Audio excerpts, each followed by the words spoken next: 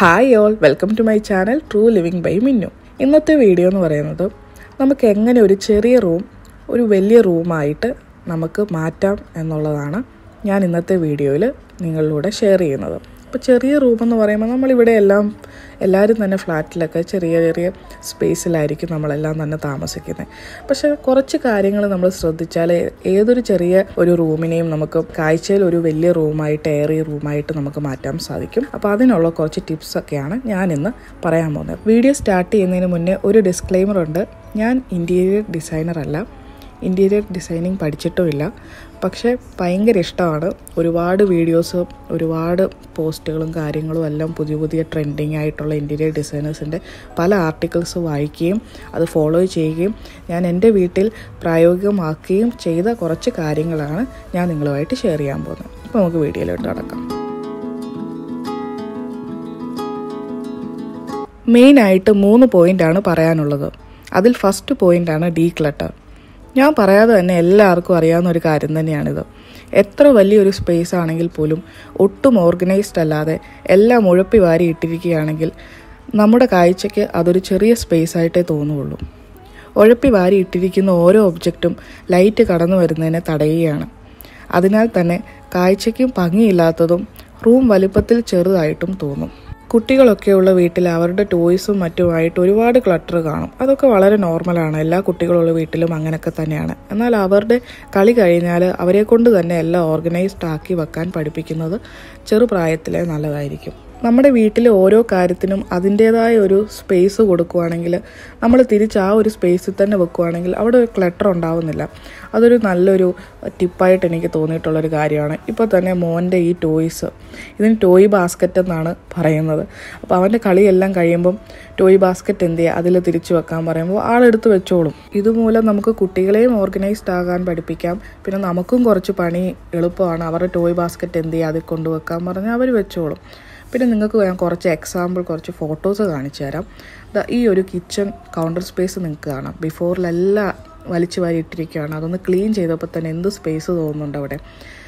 വേറൊരു ലിവിങ് സ്പേസാണ്. ഇത് നിങ്ങൾക്ക് കാണാം, എല്ലാം അഴിക്ക് വാരി ഇട്ടിരിക്കുകയായിരുന്നു. ഇതൊരു ബെഡ്റൂം സ്പേസാണ്. ഇവിടെ നിങ്ങൾക്ക് കാണാം എന്തോ ഒരു സ്പേസ് നമ്മൾ ജസ്റ്റ് ഒന്ന് ഓർഗനൈസ് ചെയ്ത് വെക്കുമ്പോൾ തന്നെ നമുക്ക് അവിടെ ഫീൽ ചെയ്യാം. ഇതും ഒരു കിച്ചൺ കൗണ്ടർ സ്പേസാണ്. ഡീക്ലട്ടറിങ് എന്ന് പറയുമ്പോൾ ഒരിക്കലും തിങ്സ് മാത്രമല്ല, ഫർണിച്ചേഴ്സും വരും. നമ്മുടെ ചെയറും ടേബിളും ടീപ്പോയും കോഫി ടേബിളും അങ്ങനെ എന്ത് വേണ്ട ഫർണിച്ചറും അതാത് സ്പേസിലല്ലെങ്കിൽ അത് കാഴ്ചയ്ക്ക് ഒരു ഫോം ഓഫ് ക്ലട്ടർ തന്നെയാണ്. അപ്പോൾ അതൊക്കെ നന്നായി അറേഞ്ച് ചെയ്ത് അതാത് സ്പേസിൽ ഓർഗനൈസ്ഡ് ആയിട്ട് വയ്ക്കുന്നത് മൂലം സ്പേസ് നല്ല ഓർഗനൈസ്ഡ് ആവുന്നു മാത്രമല്ല കാഴ്ചയിൽ സ്പേസ് വലുതായി തോന്നിക്കുകയും ചെയ്യും. നമ്മൾ എടുക്കുന്ന ഓരോ ഐറ്റംസും തിരിച്ചു വെക്കാൻ അതാത് സ്പേസ് ഉണ്ടെങ്കിൽ തന്നെ വീട് പകുതി ഓർഗനൈസ്ഡ് ആയിട്ടിരിക്കുമെന്ന് എനിക്ക് പലപ്പോഴും തോന്നിയിട്ടുള്ളൂ. ഫോർ എക്സാമ്പിൾ ഈ റിമോട്ടുകൾ, കീ ചെയിനുകൾ, ഇതൊക്കെ നമ്മൾ എപ്പോഴും ഒരു സ്പേസ് കൊടുത്തിട്ടുണ്ടെങ്കിൽ അത് എടുത്തെടുത്ത് തന്നെ തിരിച്ചു വെക്കുക. അപ്പോൾ ഇതൊക്കെയാണ് എനിക്ക് ഡീക്ലട്ടറിങ് എന്ന പോയിന്റിൽ പറയാനുള്ളത്. സെക്കൻഡ് ഇമ്പോർട്ടൻറ്റ് പോയിൻ്റാണ് പെയിൻറ്റ്. പെയിൻറ്റ് എന്ന പോയിന്റിൽ തന്നെ ഒരുപാട് കാര്യങ്ങൾ പറയാനുണ്ട്. എന്നാലും അതിലെ ഇമ്പോർട്ടൻ്റ് ആയ കാര്യങ്ങൾ മാത്രം ഞാനൊന്ന് വേഗം പറയാം. നിങ്ങളുടെ സ്പേസ് വളരെ ചെറുതാണെങ്കിൽ വാൾ പെയിൻറ്റ് ലൈറ്റർ ഷെയ്ഡ് ചൂസ് ചെയ്യുന്നതാണ് ഓൾവേസ് ബെറ്റർ. ലൈറ്റർ കളേഴ്സ് നമ്മൾ ഫിസിക്സിൽ പഠിച്ചതുപോലെ തന്നെ ലൈറ്റിനെ തിരിച്ച് റിഫ്ലക്റ്റ് ചെയ്യും. എന്നാൽ ഡാർക്ക് കളേഴ്സോ ലൈറ്റിനെ അബ്സോർബ് ചെയ്യുകയാണ് ചെയ്യുന്നത്. ഇതേ കാര്യമാണ് നമ്മുടെ വോളിലും അപ്ലൈ ആവുന്നത്. അതുകൊണ്ട് തന്നെ ചെറിയ റൂമിൽ ഒരിക്കലും ഡാർക്ക് വാൾ പെയിൻറ്റ് അടിക്കാതിരിക്കുക. നിങ്ങളുടെ റൂം കളേഴ്സ് എത്ര ലൈറ്റ് ആകുന്നോ അത്രയും ബിഗറായിട്ട് കാഴ്ചയിൽ തോന്നിപ്പിക്കാൻ സാധിക്കും. ഞങ്ങളുടെ flat by luck wall paint എല്ലാം തന്നെ വൈറ്റ് തന്നെയായിരുന്നു, സീലിങ്ങും വൈറ്റ് തന്നെയാണ്. പക്ഷേ ഇപ്പോൾ അതിൻ്റെ അവസ്ഥ ഫുൾ എൻ്റെ മോൻ്റെ ആർട്ട് വർക്ക്സ് ആണ്. നിങ്ങളുടെ സീലിംഗ് തൊട്ട് വോൾ ആയിക്കോട്ടെ ഫ്ലോർ ആയിക്കോട്ടെ എല്ലാം ഒരേ കളറാണെങ്കിൽ റൂം നല്ല ബിഗറായിട്ട് തോന്നും. നിങ്ങൾ ഈ ഒരു ഫോട്ടോ കണ്ടോ, ഇതിൽ ഒരു ഡാർക്ക് കളേഴ്സ് അടിച്ചുകൊണ്ട് ആ റൂം എന്ത് ചെറുതായിട്ടാണ് ഫീൽ ചെയ്യുന്നത്. അതുപോലെ ഇത് കണ്ടില്ലേ, ഫർണിച്ചറൊക്കെ വേണ്ടാത്ത ഒരുപാട് ഫർണിച്ചർ ഇട്ടു. വാൾ പെയിൻ്റ് ആണെങ്കിൽ ഒരു പർപ്പിൾ വാൾ പെയിൻ്റൊക്കെ കൊടുത്തപ്പം ആ റൂം ഭയങ്കര ഒരു ചെറുതായിട്ട് തോന്നുവാണ്. അതുപോലെ ഈ റൂമും സീലിംഗ് ഡാർക്ക് ആയതുകൊണ്ട് തന്നെ വളരെ ചെറിയൊരു റൂമായിട്ടാണ് ഇത് തോന്നുന്നത്. സീലിംഗ് കളറൊക്കെ ഇതുപോലെ ഡാർക്ക് ആണെങ്കിൽ നിങ്ങളുടെ റൂം ഫുള്ളും നല്ല സ്മോളായിട്ടേ തോന്നുള്ളൂ. പിന്നെ ഈ ഒരു റൂം കണ്ടോ, നല്ല അടിപൊളി ഇൻറ്റീരിയർ ഡിസൈനിങ്ങും കാര്യങ്ങളും ഒക്കെയാണ്. നല്ല ഫർണിച്ചറും സ്റ്റൈലിഷ് ആയിട്ടെല്ലാം ഡെക്കറേറ്റ് ചെയ്തിട്ടുണ്ട്. പക്ഷേ വോള് ഇത്രയും ഡാർക്ക് ബ്ലാക്ക് ആയതുകൊണ്ട് തന്നെ ആ റൂം ഭയങ്കര കൺജസ്റ്റഡ് ആയിട്ട് നമുക്ക് ഫീൽ ചെയ്യും. പിന്നെ അതാ ഈ ഫോട്ടോയിൽ കണ്ടില്ലേ, ആ ഒരു സ്കൈ ബ്ലൂ കളറും ആ റെഡ് കളറും മാറ്റി അവർ ഫുൾ വൈറ്റ് അടിച്ചപ്പോൾ തന്നെ ആ റൂമിൽ എന്ത് ഒരു ബ്രൈറ്റ്നെസ്സും, ആ റൂം വലിയൊരു റൂമായിട്ട് തോന്നുന്നുണ്ടല്ലേ. ഈ ഒരു ഫോട്ടോയിലും അതുപോലെ തന്നെ ആ ബെഡ്റൂം നേരത്തെ ഒരു ഡാർക്ക് ബേജ് കളറായിരുന്നു, അതവർ വൈറ്റ് അടിച്ചപ്പോൾ നല്ല വ്യത്യാസം തന്നെ നിങ്ങൾക്ക് തോന്നും. പിന്നെ ഈ ഒരു ഫോട്ടോയിൽ നിങ്ങൾക്ക് ഫയർ പ്ലേസും ആ ഒരു കബോർഡും ഒക്കെ അവർ വുഡിൻ്റെ ഫിനിഷിങ്ങിലൊക്കെ ആ ഒരു വൈറ്റ് അടിച്ചപ്പോഴത്തേന് നല്ല വ്യത്യാസമുണ്ട്. ഇവിടെ അതുപോലെ തന്നെ ആ വുഡ് ബോൾ ഫുൾ അവർ വൈറ്റ് അടിച്ചു. അപ്പം ഇങ്ങനെ വൈറ്റ് കളർ അടിക്കുന്നത് കൊണ്ട് തന്നെ ഭയങ്കര വ്യത്യാസം തോന്നും. ഇതൊരു കിച്ചണാണ്. കിച്ചൻ്റെ ആ ഒരു ക്യാബിനറ്റ് ഫുള്ളും അവർ വൈറ്റ് അടിച്ചു. ക്യാബിനറ്റ് ഡോറും കാര്യങ്ങളും എല്ലാം വൈറ്റ് അടിച്ചപ്പോൾ തന്നെ ഭയങ്കര ഒരു സ്പേഷ്യസ് ആയ പോലെ തോന്നും നമുക്ക് കിച്ചൺസ്. അപ്പം നിങ്ങൾ ഓർക്കും വൈറ്റ് മാത്രമേ അടിക്കാൻ പറ്റത്തുള്ളൂ, നിങ്ങൾക്ക് കളേഴ്സ് ഇഷ്ടമുള്ള ആൾക്കാർ കാണും. കളേഴ്സ് ഇഷ്ടമുള്ളവർക്ക് ചെയ്യാൻ പറ്റുന്ന ഒരു കാര്യം ഇതുപോലെ ഏതെങ്കിലും ഒരു വോള് ഹൈലൈറ്റ് ചെയ്യാം. നിങ്ങൾക്കിപ്പോൾ ഒരു വലിയ റൂമിൽ, ഒരു 3-4 വോളുള്ള റൂമിൽ ഏതെങ്കിലും ഒരു വോൾ ഇതുപോലെ നിങ്ങൾക്ക് ഈ ഒരു ഫോട്ടോയിൽ കാണുന്ന പോലെ നിങ്ങൾക്ക് ഹൈലൈറ്റ് ചെയ്ത് നിങ്ങൾക്ക് ഇഷ്ടമുള്ള കളർ അടിക്കാം. ഈ ഒരു കളറൊക്കെ ഇപ്പോൾ ഭയങ്കര ട്രെൻഡിങ് ആണ്, ടെറാക്കോട്ടയുടെ കളറ്. അപ്പോൾ നിങ്ങൾക്ക് ഇതുപോലെ ഒരു വോള് നിങ്ങൾക്ക് ഹൈലൈറ്റ് ചെയ്ത് നിങ്ങൾക്ക് ഇഷ്ടമുള്ള പെയിൻറ് അടിക്കാവുന്നതാണ്. അങ്ങനെ ചെയ്യുന്ന ആ ഒരു വോളിനെയാണ് ആക്സെൻറ്റ് വോൾ എന്നാണ് പറയുന്നത്. ഏതെങ്കിലും ഒരു വോളിനെ ആക്സെൻറ്റ് വോൾ ആക്കിയിട്ട് നിങ്ങൾക്ക് ഇഷ്ടമുള്ള കളറ് പെയിൻറ് ചെയ്യാവുന്നതാണ്. അതുകൊണ്ട് നിങ്ങളുടെ റൂം ചെറുതായിട്ട് തോന്നുന്നില്ല, ഹൈലൈറ്റ് ആവത്തേ ഉള്ളൂ. പിന്നെ പെയിൻറ്റിൽ അഡീഷണൽ ആയിട്ട് നിങ്ങൾക്ക് ചെയ്യാൻ പറ്റുന്ന കാര്യമാണ് നിങ്ങളുടെ ഡോറിൻ്റെ കളറ് നിങ്ങളുടെ വോളിൻ്റെ കളറുമായിട്ട് സെയിം ആയിട്ട് പെയിൻറ്റ് ചെയ്യുക. ഈ ഫോട്ടോയിലൊക്കെ കാണുന്ന പോലെ ഡോറ് നിങ്ങൾക്ക് നിങ്ങളുടെ വോൾ കളർ ഏതാണോ അതേ സെയിം കളർ നിങ്ങളുടെ ഡോറിനും പെയിൻറ്റ് ചെയ്യുന്നത്. ഇവിടെ നിങ്ങൾക്ക് ഈ പിക്ചറിൽ നോക്കാം, നല്ലൊരു ഒലീവ് ഗ്രീനാണ്. ആ ഗ്രീൻ അവർ ആ ഡോറിലും കൂടെ കൊടുത്തപ്പോഴത്തേന് ഫുൾ ഒരൊറ്റ പീസായിട്ട് നമ്മുടെ കണ്ണിന് കാഴ്ചയ്ക്ക് അത് തോന്നുകയും റൂം സ്പേസ് ബിഗറായിട്ട് തോന്നുകയും ചെയ്യും. ഈ ഫോട്ടോയിൽ നിങ്ങൾക്ക് മനസ്സിലാവും അതിൻ്റെ ഡിഫറൻസ്, ഡോറ് പെയിൻറ്റ് ചെയ്യുന്നതും പെയിൻറ്റ് ചെയ്യാത്തതും തമ്മിൽ. പിന്നെ പെയിൻറ്റിൽ തന്നെ നിങ്ങൾക്ക് അഡീഷണൽ ആയിട്ട് ചെയ്യാൻ പറ്റുന്നൊരു കാര്യമാണ് നിങ്ങളുടെ വിൻഡോസിൻ്റെ ട്രിം ഉണ്ടല്ലോ, വിൻഡോസിൻ്റെ ഔട്ട്ലൈൻ പോലെയുള്ള അവിടെയും നിങ്ങൾക്ക് നിങ്ങളുടെ വോൾ പെയിൻറ്റ് ഏത് കളറാണോ അതേ കളർ തന്നെ നിങ്ങൾക്ക് ചെയ്യാവുന്നതാണ്. ഇവിടെ ഞങ്ങളുടെ ഫ്ലാറ്റിൽ വിൻഡോസിന് ഏകദേശം ഓഫ് വൈറ്റ് ആണ്, എന്നാൽ ഏകദേശം വോൾ പെയിൻറ്റിൻ്റെ കളർ തന്നെയാണ്. അപ്പോൾ ഇതൊക്കെയാണ് എനിക്ക് പെയിൻറ്റ് എന്ന് പറയുന്ന പോയിന്റിൽ പറയാനുള്ള കാര്യങ്ങൾ. മൂന്നാമത്തെ എൻ്റെ ഏറ്റവും ഇമ്പോർട്ടൻ്റ് ആയിട്ടുള്ള ഒരു പോയിന്റ് എന്ന് പറയുന്നത് ഫർണിച്ചറാണ്. ഫർണിച്ചറിൽ തന്നെ കുറേ പോയിന്റ്സ് പറയാനുണ്ട്. അതിൽ ഇമ്പോർട്ടൻ്റ് ആയിട്ടുള്ള ഒരു പോയിന്റ് എന്ന് പറയുന്നത് always measure before you buy a furniture. കാരണം ഫർണിച്ചർ എന്ന് പറയുന്നത് നമ്മൾ കുറച്ച് ഇൻവെസ്റ്റ് ചെയ്ത് മേടിക്കുന്ന കാര്യങ്ങളാണ്. അത് നമ്മൾ വീട്ടിൽ റൂമിൽ അത് മെഷർ ചെയ്തതിന് ശേഷം മാത്രമേ ഫർണിച്ചർ മേടിക്കാവുള്ളൂ. അല്ലെങ്കിൽ ഈ ഫോട്ടോയിൽ കാണുന്നത് പോലെ തന്നെ ഇരിക്കും. ഇപ്പോൾ ഫർണിച്ചർ മേടിക്കുന്നതിന് മുന്നേ നന്നായിട്ട് നിങ്ങളുടെ സ്പേസ് മെഷർ ചെയ്ത് ഫർണിച്ചറും മെഷർ ചെയ്തതിന് ശേഷം മാത്രമേ മേടിക്കാവുള്ളൂ. പിന്നെ ബൾക്കി ആയിട്ടുള്ള നിങ്ങൾ യൂസ് ചെയ്യാത്ത ഫർണിച്ചേഴ്സ് എല്ലാം തന്നെ സെല്ല് ചെയ്യുക. നമുക്ക് സെല്ല് ചെയ്യാനൊക്കെ ഇപ്പോൾ ഒരുപാട് ഓപ്ഷൻസ് ഉണ്ട്. അപ്പോൾ അതുവഴി നിങ്ങൾക്ക് കുറേ സ്പേസ് ലാഭിക്കാം. അതുമാത്രമല്ല സ്പേസ് കൺജസ്റ്റഡ് ആവാതെ തോന്നിക്കുകയും ചെയ്യും. പിന്നെ നിങ്ങൾ ഫർണിച്ചറിൽ ഇൻവെസ്റ്റ് ചെയ്യുമ്പോൾ ഇതുപോലെ നിങ്ങൾക്ക് സ്റ്റോറേജും കൂടെ ഉള്ള അല്ലെങ്കിൽ ഡബിൾ പർപ്പസ് യൂസ് ചെയ്യാൻ പറ്റുന്ന ടൈപ്പ് ഫർണിച്ചർ യൂസ് ചെയ്യുക. ഞങ്ങളുടെ സോഫ എന്ന് പറയുന്ന ഒരു സോഫ കം ബെഡാണ്. അതുകൂടാതെ ഒരു സ്റ്റോറേജും ഉണ്ട് സോഫയിൽ. ഇതുപോലെ എൻ്റെ ഫുൾ DIY ഐറ്റംസ് ഒക്കെ അങ്ങനെ ഇതിലാണ് സ്റ്റോർ ചെയ്യുന്നത്. അപ്പോൾ ഇങ്ങനത്തെ ഒരു ഫർണിച്ചർ ആകുമ്പോൾ നിങ്ങൾക്ക് പല യൂസ് ഉണ്ട്, മൾട്ടി പർപ്പസ് ആണ്. അപ്പോൾ ഇതുപോലത്തെ സ്റ്റോറേജ് ഒക്കെയുള്ള ഫർണിച്ചർ ആണ് എങ്കിൽ നിങ്ങളെ ഒരുപാട് ഹെൽപ്പ് ചെയ്യും. ഞങ്ങൾ 1 ബെഡ്റൂം ഹോളാണ്, അതുകൊണ്ട് തന്നെ ഇതുപോലൊരു extra bed, sofa cum bed ഉള്ളത് ആരെങ്കിലും എക്സ്ട്രാ വന്നു കഴിഞ്ഞാൽ കിടക്കാനും ഒക്കെ ഒരുപാട് സൗകര്യമുണ്ട്. അപ്പോൾ ഇതുപോലെ മൾട്ടി പർപ്പസ് ആയിട്ടുള്ള ഫങ്ഷണൽ ആയിട്ടുള്ള ഫർണിച്ചറിൽ ഇൻവെസ്റ്റ് ചെയ്യുന്നതാണ് എപ്പോഴും നല്ലത്.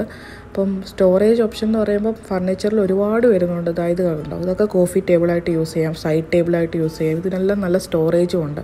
അപ്പോൾ ഇതൊക്കെ നല്ല ട്രെൻഡിങ്ങും ആണ്. ഇപ്പം ഈ ഒരു കോഫി ടേബിൾ കണ്ടില്ലേ, ഇതിലും ഉണ്ട് സ്റ്റോറേജ്. പിന്നെ ഈ ഒരു ബെഡ് കണ്ടോ, അതിൻ്റെ താഴെയെല്ലാം സ്റ്റോറേജാണ്. അപ്പോൾ അതുപോലത്തെ ഫർണിച്ചർ നിങ്ങൾക്ക് മേടിക്കാൻ നിങ്ങളുടെ സ്പേസ് കൺസ്യൂം ആവാതെ നിങ്ങൾക്ക് നോക്കാം. പിന്നെ നിങ്ങൾക്ക് ഫർണിച്ചർ ചെയ്യാൻ പറ്റുന്നത് ഇതുപോലുള്ള ഗ്ലാസ് ഫർണിച്ചർ മേടിക്കുക എന്നുള്ളതാണ്, സ്പേസ് കുറവുള്ളിടത്ത്. അതാകുമ്പോൾ കുറേ നമ്മുടെ കാഴ്ചയിൽ അത് ട്രാൻസ്പെറൻറ്റ് ലുക്കല്ലേ, അതുകൊണ്ട് തന്നെ നമുക്ക് സ്പേസ് ഒരുപാട് കൺസ്യൂം ആയ പോലെ നമുക്ക് തോന്നത്തില്ല. ഈ ടീപ്പോയൊക്കെ കണ്ടില്ലേ, ഇത് ഗ്ലാസ് ആണ്, നമുക്കെല്ലാം ട്രാൻസ്പെറൻ്റ് ആയിട്ട് കാണാം. അതുകൊണ്ട് തന്നെ സ്മോൾ സ്പേസിലൊക്കെ ഇതുപോലത്തെ ഗ്ലാസ് ഫർണിച്ചർ യൂസ് ചെയ്യുന്നത് നല്ല ബ്രില്യൻ്റ് ഐഡിയ ആയിരിക്കും. ഇത് ഞങ്ങളുടെ ഒരു ഷെൽവിങ് യൂണിറ്റ് ആണ്, ഇതും ഗ്ലാസ് ആണ്. അപ്പം സ്മോൾ സ്പേസ് ഉള്ളവർക്ക് ഇതുപോലത്തെ ഗ്ലാസ് ഫർണിച്ചർ നല്ലൊരു ചോയ്സാണ്, ബിഗറായിട്ട് തോന്നിക്കാനായിട്ട്.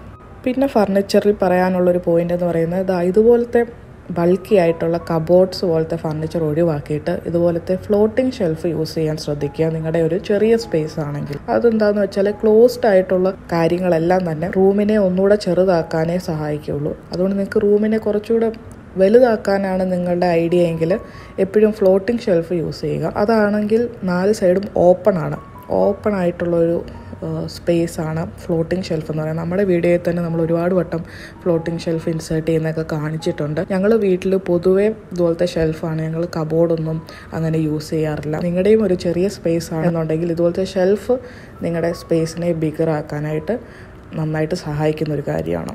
പിന്നെ നിങ്ങൾ സ്റ്റുഡിയോ പോലത്തെ തീരെ ചെറിയ സ്പേസിലാണ് താമസിക്കുന്നതെന്നുണ്ടെങ്കിൽ ഇതുപോലത്തെ ഫർണിച്ചർ ഓപ്റ്റ് ചെയ്യാവുന്നതാണ്. ഫോൾഡ് ചെയ്ത് വെക്കാവുന്ന ടൈപ്പ് ടേബിൾസും കാര്യങ്ങളൊക്കെ. അപ്പോൾ കുറേ സ്പേസ് കൺസ്യൂം ചെയ്യാതെ നോക്കാം. ഫർണിച്ചറിൽ നെക്സ്റ്റ് എനിക്ക് പറയാനുള്ളതെന്ന് പറയുന്നത് ഇതുപോലത്തെ TV യൂണിറ്റ് കംപ്ലീറ്റ്ലി അവോയ്ഡ് ചെയ്യുക. നിങ്ങളുടെ സ്പേസ് വളരെ ചെറുതാണെങ്കിൽ എന്നിട്ട് TV ഇതുപോലെ വോളിൽ മൗണ്ട് ചെയ്ത് വെക്കുക. ആ ഒരു രീതിയിൽ നിങ്ങൾക്ക് കുറേ സ്പേസ് സേവ് ചെയ്യാൻ പറ്റും.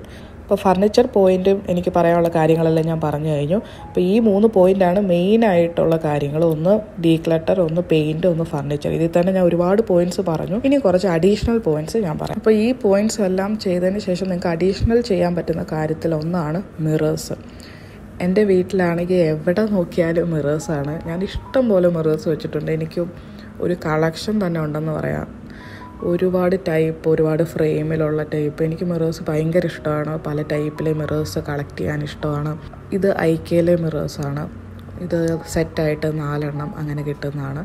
അപ്പോൾ ഞാൻ മിറേഴ്സ് എന്ന് പറയുന്നത് നിങ്ങൾ എവിടെ വീട്ടിൽ വെച്ചാലും അത് നന്നായിട്ട് നമുക്ക് ഓപ്പോസിറ്റ് കാര്യങ്ങൾ കാണാം. അതിൽ കൂടെ ലൈറ്റ് റിഫ്ലക്റ്റ് ചെയ്യും. വിൻഡോയുടെ സൈഡിലൊക്കെ മിറേഴ്സ് വെച്ച് കഴിഞ്ഞാൽ ലൈറ്റ് റിഫ്ലക്റ്റ് ആയിട്ട് സ്പേഷ്യസ് ആയിട്ട് തോന്നിക്കാനായിട്ട് ഹെൽപ്പ് ചെയ്യുന്ന ഒരു കാര്യമാണ്.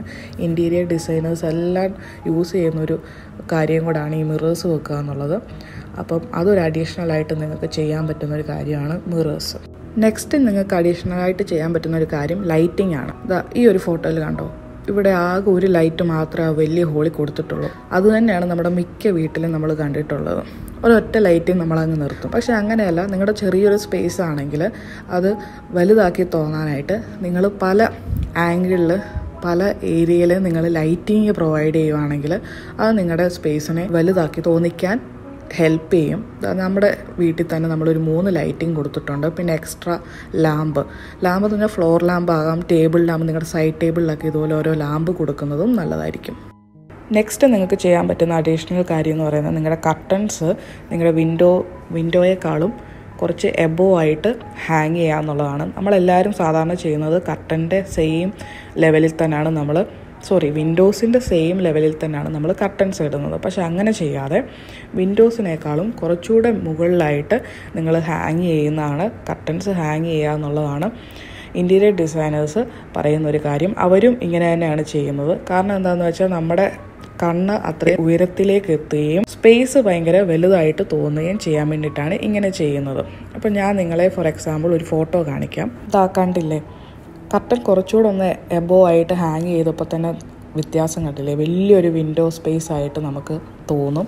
അതാണ് അതിൻ്റെ ട്രിക്ക്. അപ്പം നിങ്ങളും ഇനി പുതുതായിട്ട് വീടൊക്കെ ഷിഫ്റ്റ് ചെയ്യുന്നുണ്ട്, അങ്ങനെയൊക്കെ ചെയ്യുന്നുണ്ടെങ്കിൽ നിങ്ങൾ ഇതുപോലെ ഹാങ് ചെയ്യുന്ന സമയത്ത് ഈ ഒരു ടിപ്പ് മറക്കാതെ ഓർക്കുക. നെക്സ്റ്റ് അഡീഷണലായിട്ട് ചെയ്തിരിക്കേണ്ട ഒരു കാര്യം എന്ന് പറയുന്നത് കുറച്ച് സ്പേസ് എംപ്റ്റി ആയിട്ട് ഇടുക. എപ്പോഴും നിങ്ങൾക്ക് കാണാം ഈ ഒരു കോർണർ, ഈ ഒരു സ്പേസൊക്കെ ഞാൻ എംപ്റ്റി ആയിട്ട് ഇട്ടേക്കുവാണ്. അതിൻ്റെ ഓപ്പോസിറ്റ് കോർണർ ഞാൻ ഒരു മേക്ക് ഓവർ ചെയ്തിട്ടുണ്ടായിരുന്നു. അപ്പോൾ നിങ്ങൾ ആ വീഡിയോ കാണാത്തവർ കാണുക. അപ്പോൾ ഇതുപോലെ കുറച്ച് സ്പേസ് എപ്പോഴും ഇടുക. എല്ലാ സ്പേസിലും കൊണ്ട് എന്തെങ്കിലുമൊക്കെ ഡംപ് ചെയ്യാതെ നമുക്ക് കാഴ്ചയിൽ കുറച്ച്, നമുക്ക് പിള്ളേരൊക്കെ ഉണ്ടെങ്കിൽ അവർക്ക് കൂടി കളിക്കാനും മറ്റുമൊക്കെ ആയിട്ട് കുറച്ച് സ്പേസ് ലീവ് ചെയ്തിടുക. അതുതന്നെ നമ്മുടെ സ്പേസ് ഒരുപാട് കൺജസ്റ്റഡ് ആക്കാതെ നമ്മുടെ റൂം ബിഗറായിട്ട് തോന്നിക്കാൻ നമ്മളെ സഹായിക്കും. അപ്പോൾ ഇതൊക്കെയായിരുന്നു എൻ്റെ ടിപ്സ്. അപ്പം നിങ്ങൾക്ക് ആർക്കെങ്കിലുമൊക്കെ ഈ വീഡിയോയിലൂടെ എന്തെങ്കിലുമൊക്കെ ഹെൽപ്പ് കിട്ടുമെന്ന് വിചാരിക്കുന്നു. അപ്പോൾ ഇന്നത്തെ വീഡിയോ എല്ലാവർക്കും ഇഷ്ടപ്പെട്ടെങ്കിൽ ലൈക്ക് ചെയ്യുക. എൻ്റെ പഴയ വീഡിയോസ് കാണാത്തവർ കാണുക. ഇനി നമുക്ക് നെക്സ്റ്റ് വീഡിയോയിൽ കാണാം. Thank you all for watching my video. Please like, share and subscribe to my YouTube channel. See you all. Bye.